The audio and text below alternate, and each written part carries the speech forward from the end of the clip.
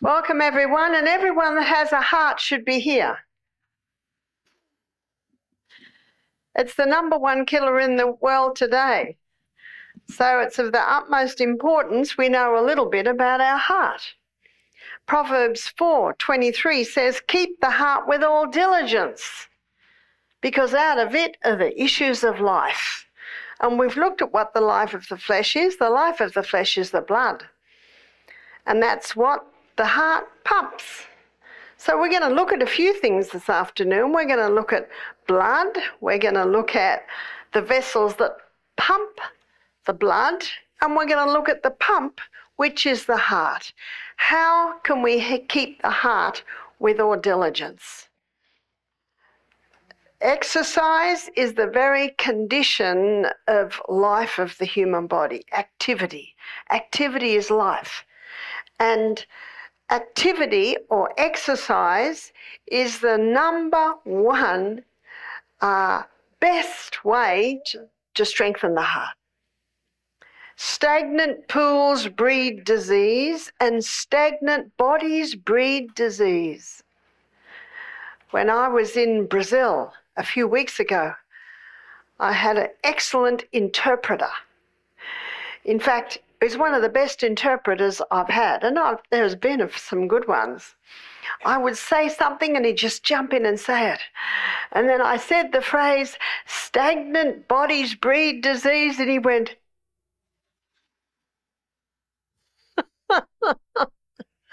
I don't know, Brazil didn't seem to have a word for stagnant. So whenever I see a body that is not moving, let me give you an illustration. My son Peter, he's 38 now, but about 10 years ago, he was training for a triathlon. He was running up and down the hills behind Brisbane. Great way to train. Up the hills, high intensity, down the hill, a little bit of slack. And he's a tiler. And at that point, he was retiling an old bathroom that had been done in about the 50s. You know, those big, chunky ceramic vanity units, and it had a big chip in it, and he was getting it out. It slipped out of his hand, and that bit that was cut hit the corner of his ankle. And I think if he hadn't had a bone there, it might have just taken his foot off. And the blood hit the roof.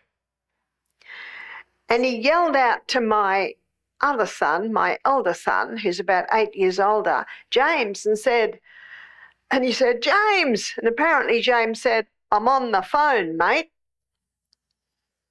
I tell you that to show you there was a little delay. And Peter apparently said, "Help now." So James rushed in, and by the time James rushed in, the whole of the ceiling and the walls had this beautiful spray of blood all over it. So, of course, they pinched it, bound it, and took it to the hospital. Why did Peter's blood hit the roof? Well, the nurse kept feeling his pulse, because it was 50 beats per minute. She couldn't believe that it was 50 beats per minute. Why was it 50 beats per minute? Because he's running up and down hills. And the stronger the heart gets, the less it beats. Because it is so strong, it's like this. It's gush, rest, gush, rest. So it's having a great rest, but he's so strong, it doesn't have to beat that much because every beat is so strong. It delivers quite a nice amount of blood. Now, if Peter's resting heart rate had been 80 beats per minute, the blood wouldn't have hit the roof. The blood would have gone, woof, woof. But that heart would have been going ba-boom, gush, ba-boom, gush, ba-boom, gush. How much rest? Ba-boom, gush, rest, ba-boom, gush, rest. How much rest is Peter's heart getting? Ba-boom, gush, rest. Can you see how much more rest his heart is getting? just by exercise. And this has nothing to do with genetics. It's actually how much we use our body. So the more you exercise, the more you challenge your heart, and the stronger that your heart gets. And there's one form of exercise, we already looked at this earlier, that gets the heart beating at such a rate more effectively than any other type. And it's the high intensity interval training, which is the exercise that Peter was doing, which you will automatically do up and down hills. And it's those periods of high intensity that put a challenge on the heart, not a challenge to weaken it, but a challenge to strengthen it. And as we looked at earlier, that's 30 seconds high intensity, 90 seconds recovery for a cycle of 6. Mathematics on that sits at about, we'll be generous, 15 minutes a day. If you don't have 15 minutes, it's time to assess your day. Remember, there is a season and a time for every purpose under heaven. A time to be born, says Ecclesiastes chapter 3. A time to be born, a time to die. A time to plant, a time to pluck up that which was planted. A time to kill, a time to heal. A time to break down, a time to build up. A time to weep and a time to laugh. A time to mourn and a time to dance. There is a time for every purpose under heaven. And there's a time to sleep. When do we do that? In the night. And there's a time to play. This is play. This is play. And for me to have the energy to be able to deliver today, and we had to get up really early to go to the sunrise program at Collegedale. What an amazing program. We had to do our walk and our dip in the gorge at 5 o'clock. We had 5 this morning. Do you know, at the rate we're going, if we stayed around, maybe within another week we'd have 10. It is a big pool, so if you all want to come, we would all fit. It's like an injection of power. But it also gives incredible energy to your muscles. And everyone that does it, as we're walking back, because there's quite a hill walking back, it's almost like you've actually got some high octane fuel to get you up there, that hill. It's the way that quick cold energizes. So to keep the heart with all diligence, we need to exercise, but the type of exercise that is the most effective is the high intensity interval training. You just got to find out what works for you. If your knees or your ankle or your hips aren't happy, that's where swimming might be good. Or it might be an exercise bike. If it's the rebounder, remember how you start. You start like that. That's it. You just start like that. And as you do a little bit more, you listen. Listen. Remember, Exodus 15:26. If you will diligently hearken or listen to the voice of the Lord thy God in your body. And if you don't listen to the first whisper, the body will begin screaming, and when it screams, it's doing damage. Who's doing the damage? We are. In fact, there are whole books written on this. You know what it's called? Mindfulness. Don't be the doctor that doesn't listen. It's very frustrating. I was with a girlfriend one day. She's having a baby. She's going through contractions, and I heard her start to have this guttural sound. And as a woman who's had many babies, I knew she was starting to push. And I said to the nurse, you better go and grab the doctor. She's starting to push. And you know what the nurse said? No, she's not. You got to listen. I laughed. I said, well, if you don't, we'll be delivering the baby. You got to listen. You got to listen. Because no one lives in your body. Only you know how you feel. Only you know what you've been through. And only you know how your body responds or reacts to what's happening to you. So please listen. So as you implement the high intensity interval training, and upon hearing what a remarkable effect it has on the heart, you're going to want to do it. In fact, Dr. Doug McGuff, who wrote the book Body by Science, he says that once you start doing this, we're not going to be able to hold you down because of the energy that you have. And let us go back to the cell, the CBD, business district of the human body. The glucose goes in, it goes through a 20-step pathway, which gives us 2 units of energy. This gets threaded into the 8-step pathway, and the 8-step pathway, called the powerhouse of the cell, because it delivers 36 units of energy. The difference is oxygen. How are you going to feel if every single one of your 75 trillion cells run like this? The other 25 trillion are the red blood cells, and those red blood cells are the carriers of oxygen into the cell, the carriers of water inside the cell, the carriers of nutrients inside the cell. And when you've got enough oxygen going into your body, so that every single one of your 75 trillion cells can get down to there, you're going to be jumping out of your skin with energy. Does that sound good? It sounds very good. And this is the sort of energy that lasts. And that's the energy I'm interested in. And that's the energy that I want. And so to keep the heart with all diligence, number 1, pure air. How do we get pure air? We've got our own personal air conditioner. We've got our own personal air purifier. We've got our own personal air humidifier. What's its name? Nose. And nose only. You breathe through your nose, it will guarantee 18% more oxygen into the body.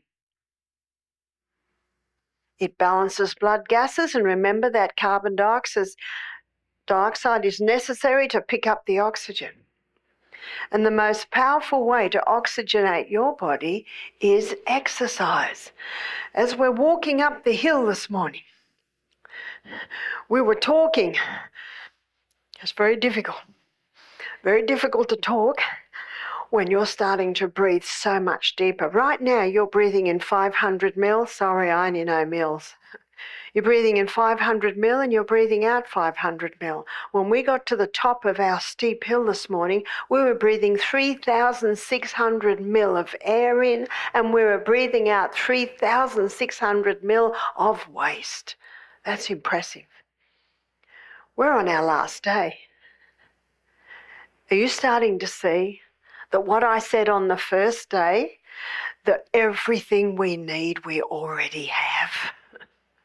It's already inside of us. It's just knowing how to access that.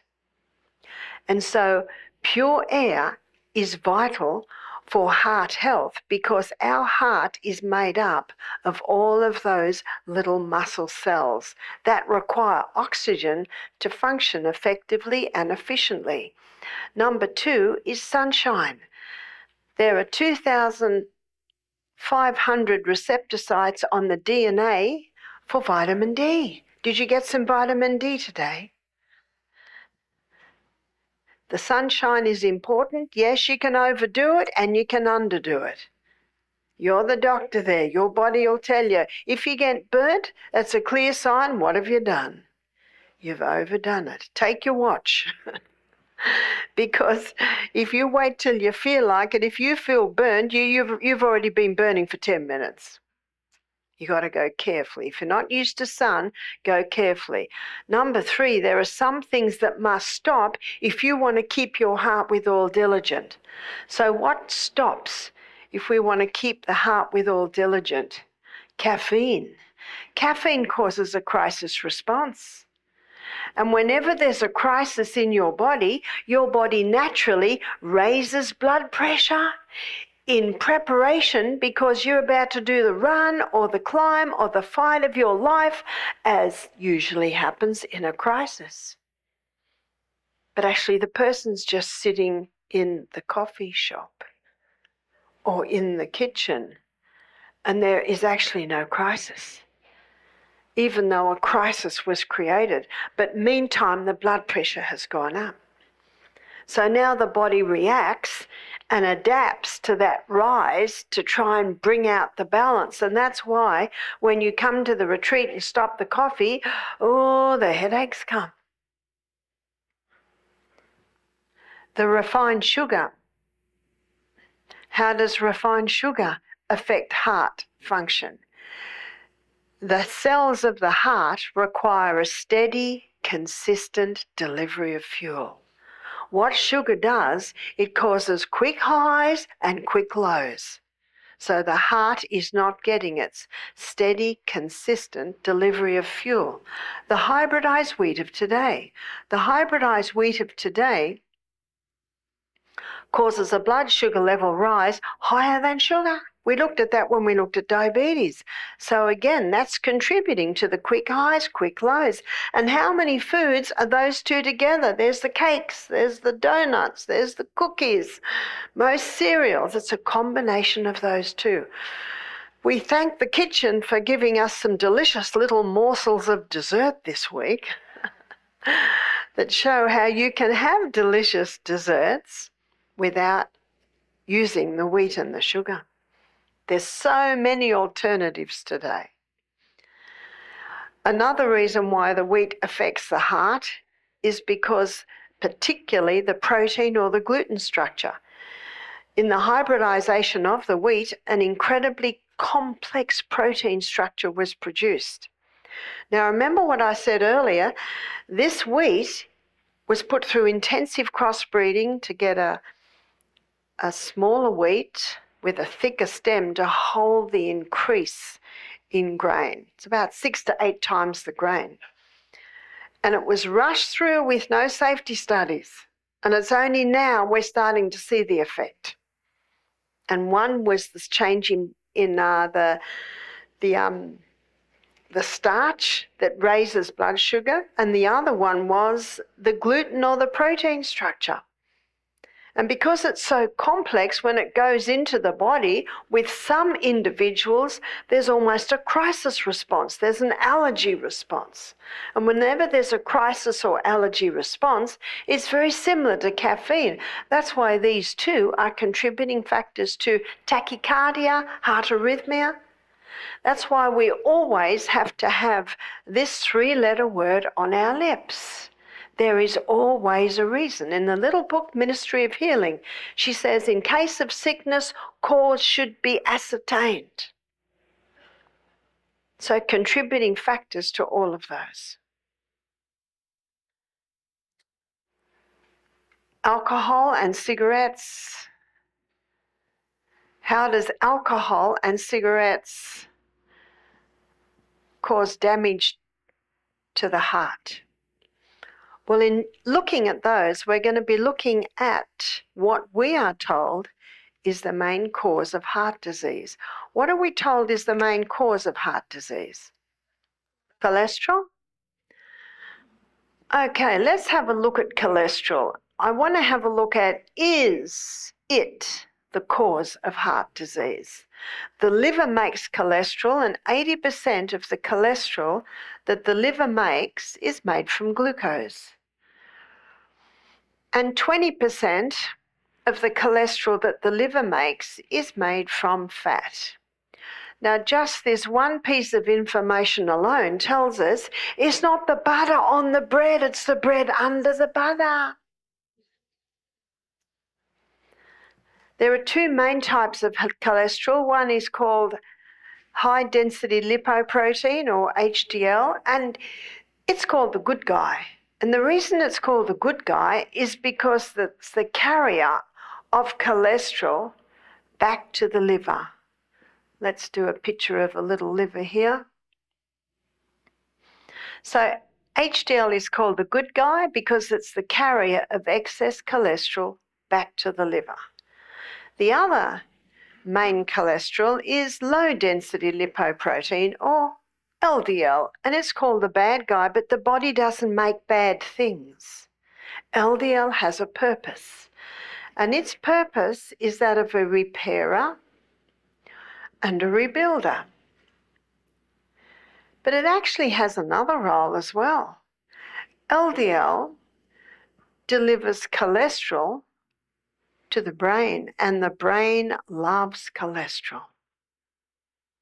The brain loves burning fat as fuel because glucose burns at 4 calories per gram, and fat, it burns at 9 calories.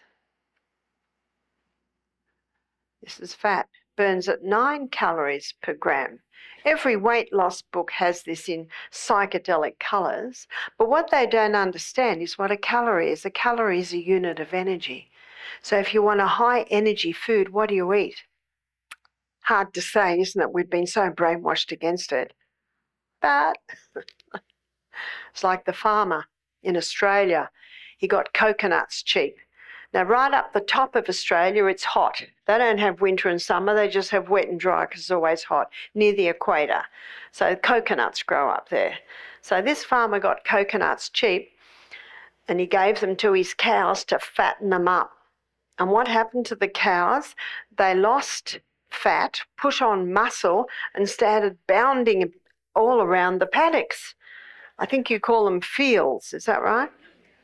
So if you want to lose fat and put on muscle and start bounding around the paddocks, what do you eat? Especially the saturated fat. I've got a book at home called The Great Cholesterol Con by Dr. Malcolm Kendrick. He's a cardiovascular surgeon, British cardiovascular surgeon. He said for the first time, normal levels of a normal vital body substance is being called a disease. He said, I'm still waiting for the proof that fat causes heart disease. There's another cardiovascular surgeon called Dr. Dwight Lundell. He wrote a book called The Great Cholesterol Lie, and he's performed 10,000 bypasses. We've got to listen to these guys. Well, let me show you why they came to that conclusion. Few other authors do. The Great Cholesterol Deception by Dr. Peter Dingle, The Great Cholesterol Myth by Johnny Bowden, The Great Cholesterol Hoax. We're running out of names. And so Dr. Natasha Campbell McBride, there was no more names, so she called her book, Put Your Heart in Your Mouth. And the first 4 chapters of her book, she just investigates all the reasons why the little endothelium cells in our arteries are breaking down. So here's our arterial wall. LDL, because of its low density, it's on the edge. HDL, because of its high density, is in the middle. These little endothelium cells that line the artery are delicate little cells, and environmental poisons damage them. And when they're damaged, what have we got now? We've got some damage to the arterial wall. And that's what Dr. Natasha Campbell McBride does in her book, Put Your Heart in Your Mouth. First 4 chapters, she pinpoints all the environmental poisons. We've been looking at it this week, haven't we? What do you clean your teeth in? What do you wash your hair in? What do you clean your bathroom with? What do you wash your clothes in? Have you had a good look? Do you know, we had one man do our program. He had mad curly orange hair, big orange beard. He said, I wash everything in sodium bicarbonate. Wash my hair, wash my beard, wash my clothes. That's cheap. Sodium bicarbonate. That's it. That's what he washes everything in. Have you had a look? You'll need a microscope, or a magnifying glass is a bit cheaper. You'll need a magnifying glass to have a look at all the ingredients that are in these products. And these are all the environmental poisons that little by little, like the dripping tap on a stone, are starting to affect body functions. We looked at how they're affecting our hormones. We looked at how they're building up in fat cells. This is one of the theories for lipomas, those little fatty lumps. Is it the body just wrapping up all those fats to try and keep them from poisoning you? Well, they're also damaging the arterial wall.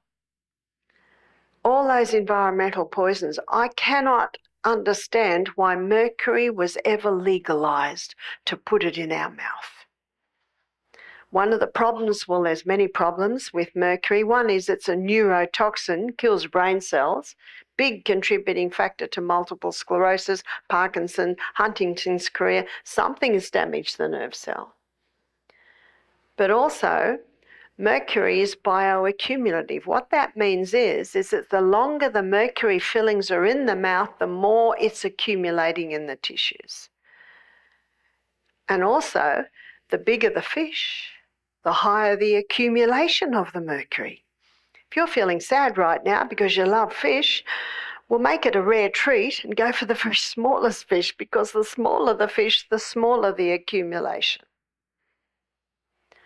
So that's also coming in to damage the arterial wall. Okay, students, who's going to plug up the holes?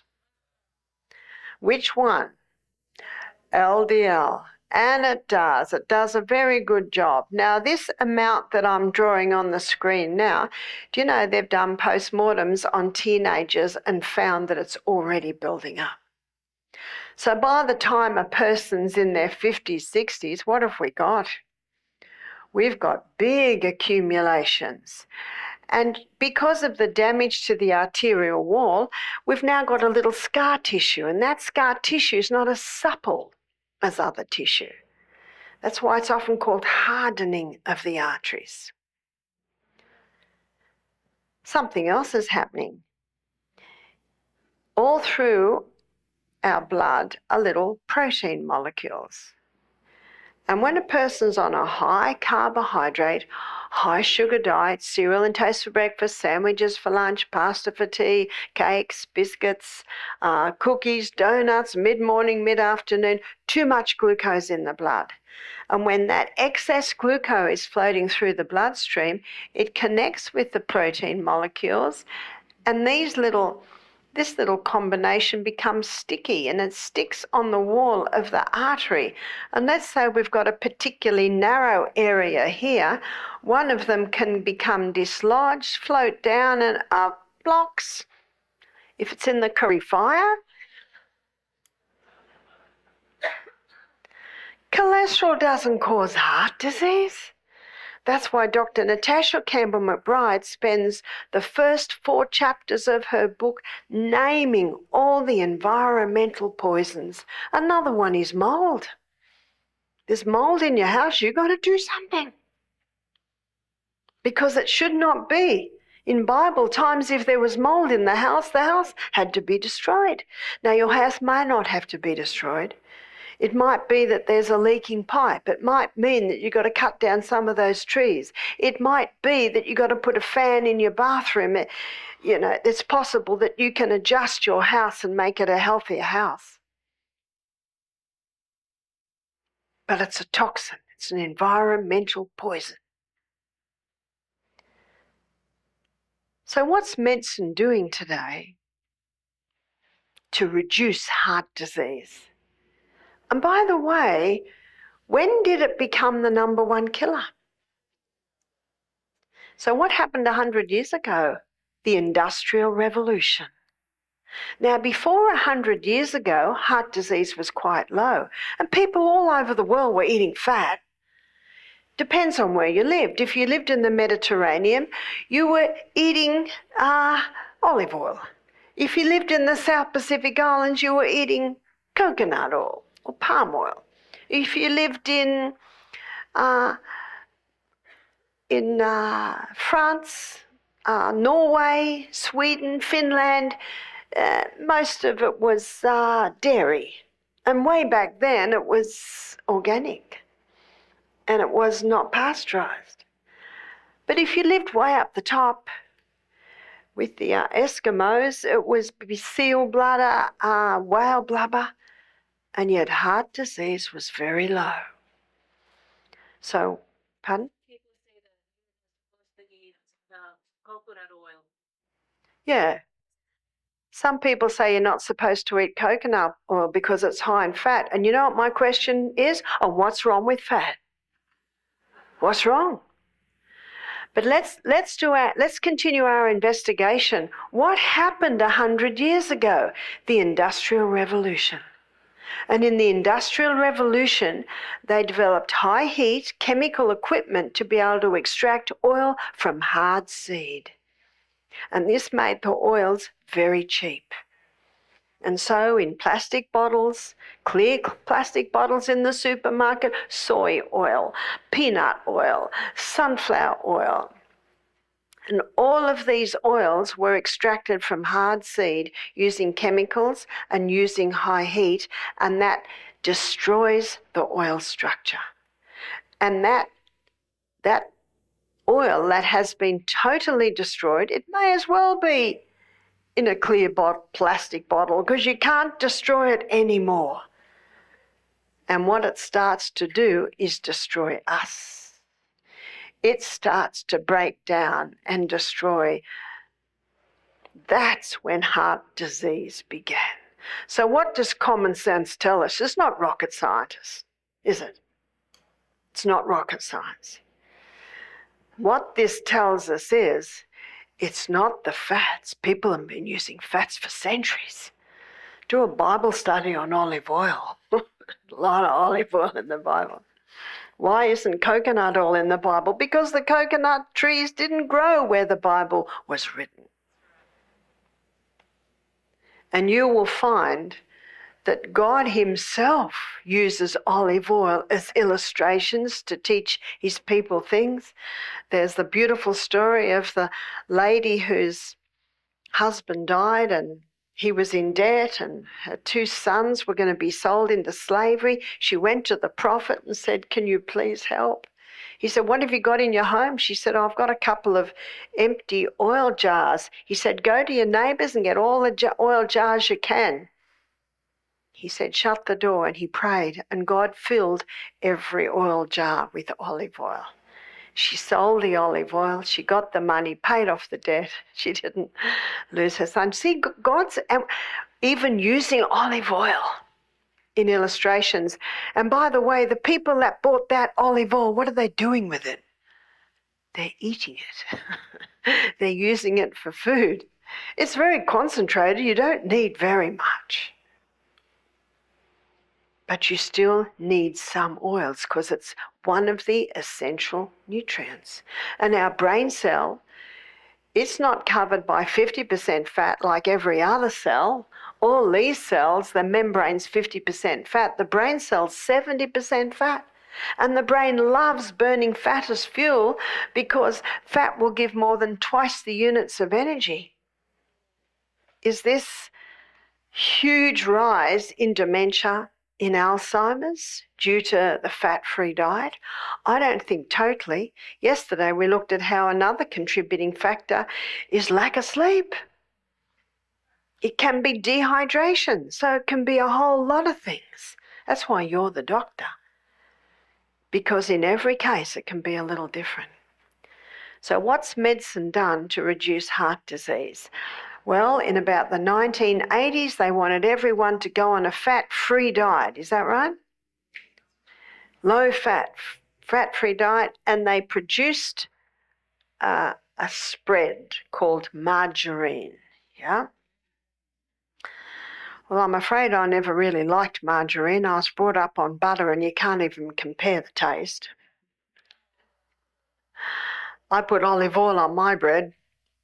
My husband puts avocado on his bread. I actually put both of them on my bread because fat doesn't make you fat.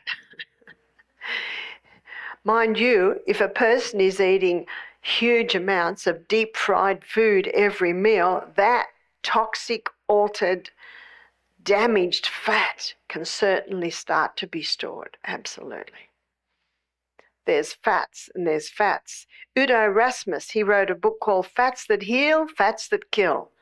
And there are killer fats, but there are also healing fats. The killer fats are the damaged and the altered fats. So did this reduce heart disease? No, not at all. And what's the definition of insanity? Do what you've always done and expect different results. But actually what has risen since margarine has been used is cancer rates. And it is well documented that the number one cause of macular degeneration is margarine. Oh my. Number two, let's have a look at what else medicine has done to try and get heart disease down.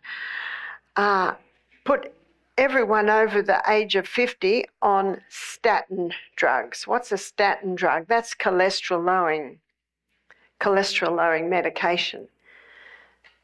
So probably the two most popular ones are Crestor and Lipitor.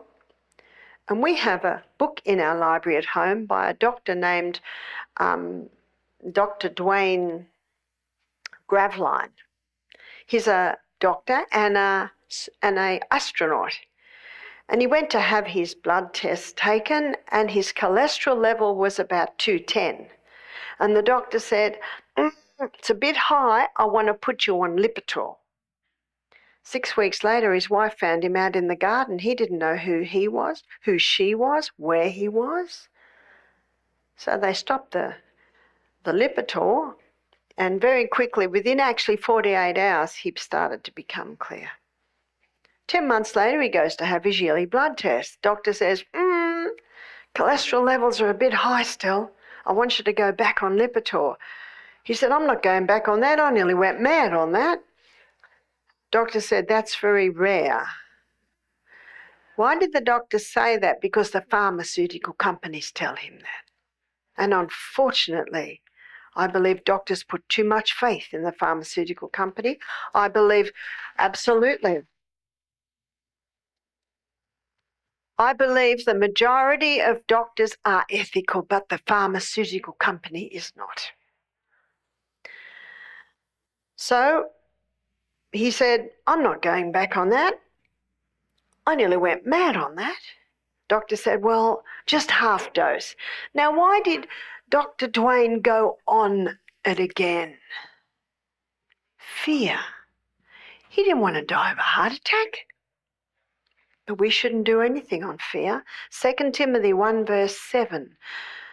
God says, I have not given you the spirit of fear, but of power, love, and a sound mind.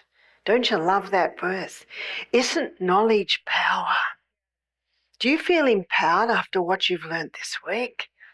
Yes. And when you're empowered, that dissipates the fear. And a sound mind. Last night we looked at your reason, intellect, and judgment, where you make your decisions. That's your sound mind. You look at it and you weigh up the pros and the cons and you think, nah. It's like the lady that went to the doctor and he said, your pressure's in your eyes. I want you to go to a specialist. The specialist put a needle in her eye. Don't let anyone put a needle in your eye. Too much trust we put in them. Psalm 146 verse 3 says, put not your trust in princes. Who are the princes? The authorities in the field. Is that right? Put not your trust in princes, neither in the Son of Man, in whom there is no help. You listen to them, but you know what you do? You say, thank you so much for your advice. I'm going to seriously consider this. The guest told my husband this. Every month she had a needle in her eye, supposed to reduce the pressure. 6 months later, she's got cancer in that eye. 6 months later, they removed the eye. So when my husband went to the doctor, and it was before he heard this story, had his eye tested, and the doctor said, there's pressure, I want you to go to a specialist. Michael said, nah. He said, excuse me, sir, but you need to see a specialist. Michael said, no. Michael turned around, he's walking out the door, and this doctor says, do you want to go blind? Michael turns around and says, no. And he left. Do you think that doctor hears that very much? He needs to hear it more. Did you hear that? Because when you go to a doctor or a naturopath or a specialist or a nutritionist, you are employing them.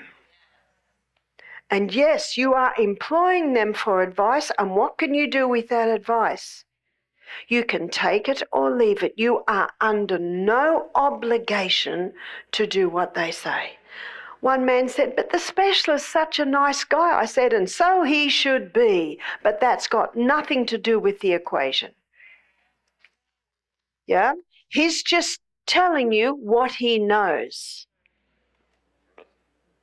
And so no wonder in Psalm 146 it says, put not your trust in princes. If we go to verse 5, it says, happy is he that hath the God of Jacob as his help, whose hope is in the Lord his God, which made heaven, earth, sea, and all that therein is, which keeps truth forever. You see the difference? I know who my faith is in. And so the doctor went back on the half-dose Lipitor. 6 weeks later, his wife found him in the garden. He didn't know who she was. He didn't know who he was. He didn't know where he was. So they took him off the statin straight away, he and his wife, and he put his story up on social media. And it was picked up and they said, wow, what a story. Can we put this out there? He said, be my guest. Within 2 hours, thousands of hits. The same thing happened to me. Okay, let's have a look at why. Why does the drug do that? Well, what it does, it blocks the pathway in the liver that the liver uses to make cholesterol. And what does the brain need? Cholesterol. So once you cut the cholesterol, you're going to start interfering with brain function. So no wonder the side effects of cholesterol-lowering medication is memory loss, Alzheimer's, dementia, muscle wasting, and breast cancer. Interested? And if you've been on statin drugs for 10 years, I've got some good news. You can stop immediately. You can't do that to all drugs, but you can to this one. There will be a side effect, I'm warning you. Your memory will return. That's it.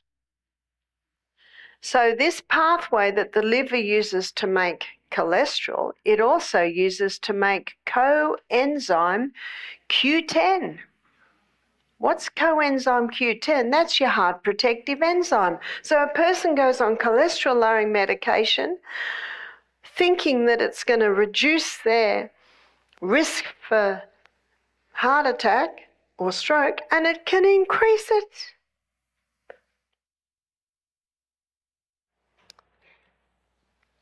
Number 3, we're looking at what medicine has done to reduce heart attacks. Put everyone over the age of 50 on aspirin as a blood thinner. Well, let me tell you the 3 side effects of aspirin. Well documented. It's the number 1 cause of stomach ulcer because it causes stomach bleed. It causes eye bleeds. It causes brain bleeds. Check it out. You'll see it. So brain bleeds contributing to Alzheimer's, eye bleeds contributing to deterioration of eyesight. What else have they done? And by the way, have either of these lowered the number 1 killer? No, not at all. Made no difference at all. Number 4, lowered the levels. Now this is very important for each one of us to understand. What do I mean lowered the levels? Now, what are we told? What's normal? What are we told today? That we should not have a cholesterol level above 190. Am I right? Right. So 10 years ago, at one of the retreats I attended here, there was a nutritionist there. She was 69 years of age, so she'd be 79 now. And she said to me, I have the advantage of being schooled in university 40 years ago, and 40 years ago it was perfectly normal to have a cholesterol level of 300. So they've lowered the levels from 300 to 190. Has that reduced heart disease? Not at all. Not at all. And we've got 20 years to prove whether this will help or whether it won't, and it has not helped. Last year when I was in Maryland, I met a pathologist. She was early 70s. She said, I test blood. I do the blood tests for cholesterol. She said, we consider a cholesterol level of 350 perfectly okay.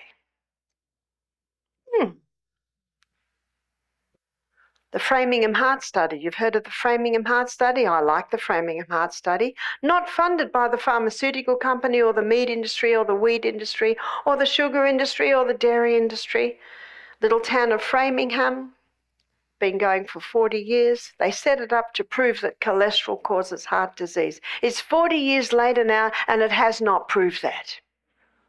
But what it has proved is that people with high cholesterol levels don't get Alzheimer's. Do you need a moment's silence to consider that one? Can you see why? Because what does the brain love? It loves fat. So we had a guest who was a midwife. She's in her 80s. She said, I worked in Africa for 20 years and we discovered that babies were not developing properly. Their brain development wasn't going as it should. So we investigated and we found that the mothers were watering down the powdered milk. So those little developing brains weren't getting enough fat. And when that brain doesn't get enough fat, it doesn't develop properly. Did you know that the food with the highest cholesterol level on the planet is breast milk in the first 3 months? And no newborn babies having a stroke or a heart attack. But that brain does not develop properly unless it's got good amounts of fat. You go into a supermarket as a assignment and have a look at some baby formulas. Every baby formula, milk formula, will have coconut or it will have palm oil in it, saturated fat, because that developing brain can't develop without it. Now let's go to the other end of the scale. What's happening to our old people? They're losing their minds. And yet, what are the old people told? Get the fat down, go on a fat-free diet, eat the margarine, go on statin drugs. Is this a contributing factor? I'd like to suggest that it is. I was in New Zealand a few years ago. I was giving a meeting on heart health like you're having tonight. I gave it on Tuesday. On Thursday, an elderly couple came to see me. They were in their mid-late 80s. The little lady was very quiet, and the man said to me, we've got a story for you. He said, we were just about to put my wife in an aged care facility because her dementia was getting really bad. She was leaving the iron on. We'd find her in the middle of the night walking up the middle of the road. We feared for her safety. We don't want to put her in aged care, but we don't know what else to do. We heard your lecture. She's been on Lipitor for 10 years. He said, we stopped the Lipitor immediately. He said, it's 48 hours later. Does righteous indignation rise in you? How many are in aged care facilities with dementia who are on these statin drugs? And why do people go on it? Through fear. And that's why I give you these figures, which are not figures that I've dreamt up. The authorities in the field have given me these figures. Nutritionists, pathologists who are in their 70s who've been doing this for 40, 50 years. In an attempt to reduce heart disease, the levels were lowered and it has not reduced heart disease. But Alzheimer's and dementia has increased. That's why God made you and I to be our own doctor. So if you're under pressure, say, thank you so much for your advice. Take the prescription and say, I'm going to seriously consider what you've told me. And then I'll leave it up to you as to what you do with the prescription. But I have a fire in my home, and that paper's quite good to start fires.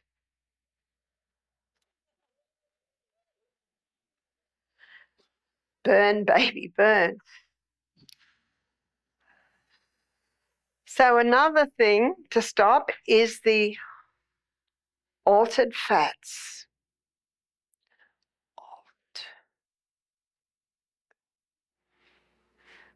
The altered fats are fats that have been heated, chemically extracted, changed. The best fats are the coconut and the olive oil. Again, we don't need huge amounts, but we do need some. I have a question regarding the coconut oil. Sometimes when it hardens, I've been told that happens to our veins. Okay, now this is a good one. When the coconut hardens, that can happen in our veins. Okay, students, when does the coconut harden? Does it harden in the hot sun? In the fridge? Is our body a fridge? If you put coconut oil, a lump of hard coconut oil on your skin, what will it do? So what's it doing in your blood vessels?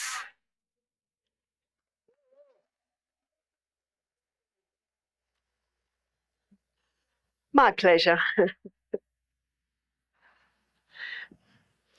Number 4, we're looking at how to keep the heart with all diligence, because out of it are the issues of life. Rest. Let your heart rest every night. 8 hours to work, 8 hours to play, 8 hours to sleep. If you're not sleeping for 8 hours, and by the way, don't you love God's perfect mathematical formulas? Won't the children love it when you give them 8 hours to play? But they won't appreciate it unless they've worked with you for 8 hours. Got that? That's why it's 8 hours to work, and after work, what do we do? Play. That's right. So rest. If you're not up to your 8 hours, train yourself into 8 hours. Rome wasn't built in a day. One lady said to me, I go to bed at midnight every night. So you know what she did? She started to go to bed at 11:30. After a week, she started to go to bed at 11. After another week, she went to bed at 10:30. Can you see what she's doing? After another week, she went to bed at 10. She little by little trained her body back into earlier nights. And if she woke early, she would do what we talked about. She just did all the things you do to get out of the chat room. Just get out of the chat room. Yes?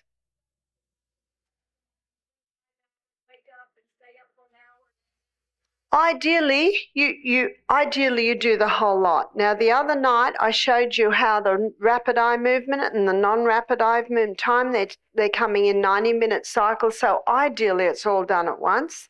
And the book Why We Sleep by Dr. Matthew Walker, he is probably the best description that I've read of actually what happens while we sleep. Number 5.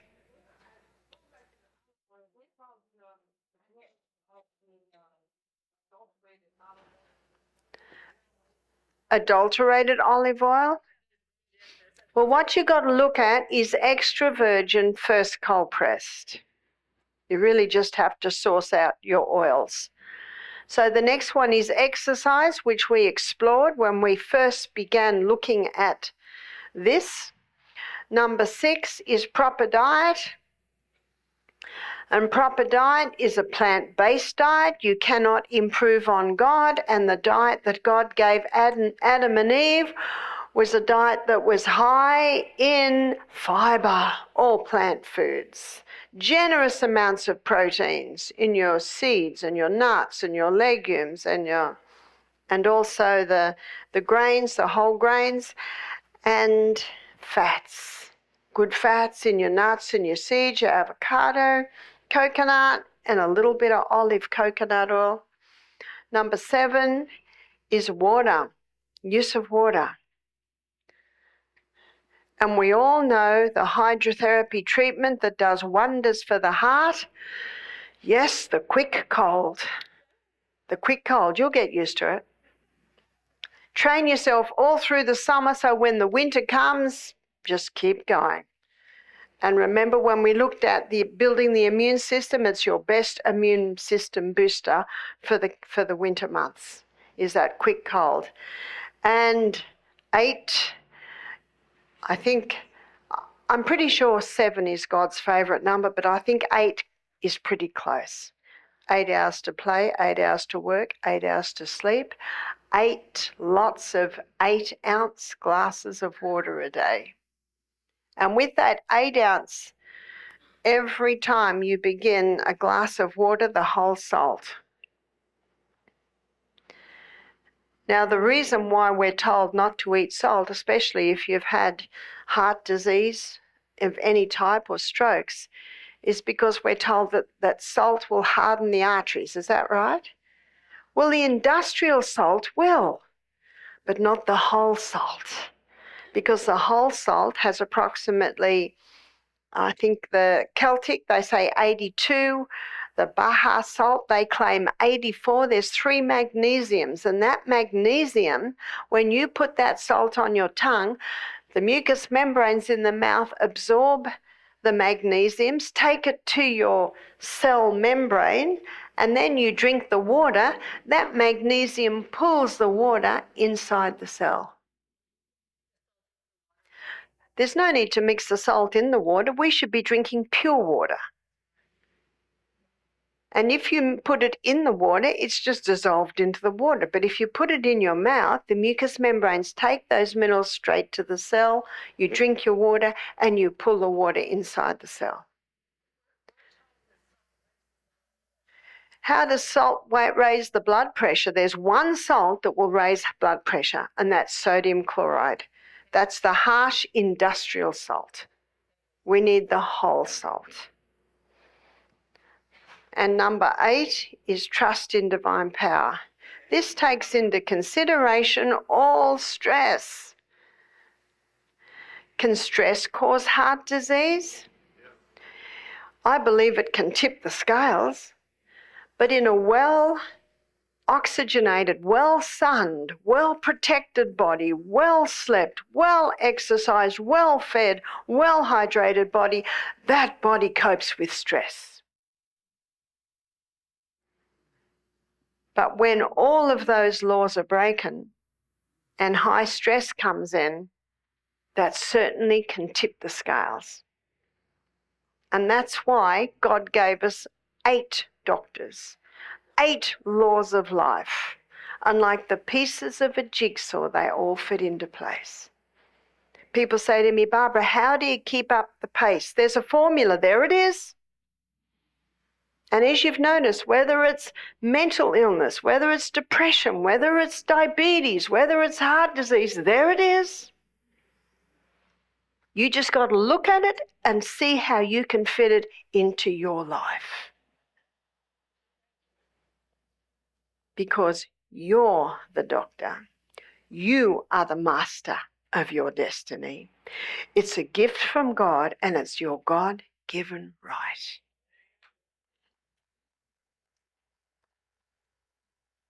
One more before we have a break.